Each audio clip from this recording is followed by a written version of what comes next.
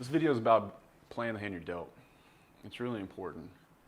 A lot of times you're going to get dealt a hand in life, and naturally your brain is going to tell you about all the shitty things that are there about the hand you're dealt. So me, for example, teen mom, I was born ginger. I was the ugliest baby on the planet. My mom said she cried for 2 months trying to mold my cone head back, and I had neon orange hair. I grew up poor. I didn't really have a father around. There was a lot of violence in the house. And I think about that, and what I did instead of really worrying about that is I really started thinking about the things that I was given. I was tall. I was really ignorant, but I was very willing to learn about the world. And there's definitely a difference between being ignorant and being stupid.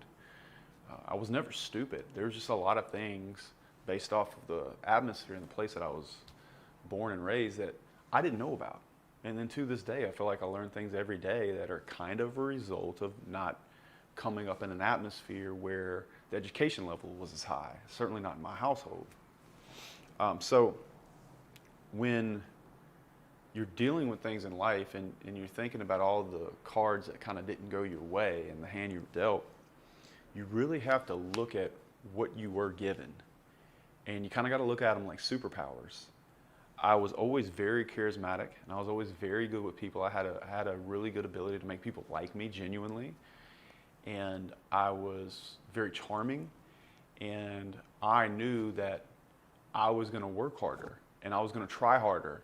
And so even if I had to read things twice or maybe learn things the hard way more than once, I would get frustrated with myself. But at the same time, I used those things as my superpower. And I can guarantee you that everyone, despite how shitty their hand is, has an ace or a wild card or two in their hand. Now, what it is completely up to that person, but you will know what that thing is that you have that other people do not. And you need to play to that strength. You know, I am not the world's best manager. I'm not very good at like sitting still and organizing things or actually even executing the checklists that I make for my own business. But I'm really, really, really good at making those checklists and engineering those systems in a way that I know that'll work based off of how the situations happen.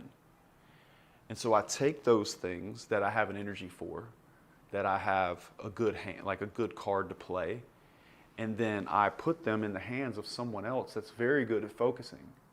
So no matter whether you're good at focusing or you're creative or you're charismatic or you can sit still for many hours in a row or you're just a really, really good technician at your craft, identify who you are by stepping outside of yourself and looking at yourself objectively and say, what would John be good at? I look at myself all the time. I'm like, okay, what would I hire Justin to do?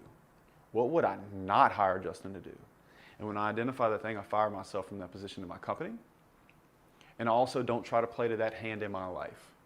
So it's very important to not so much harp on the things that you think that you weren't dealt, but to maximize the things that were given to you as a superpower, your aces. Play to those, outsource everything else, and accept who you are and play your hand. And I think you'd be surprised at how far you can go.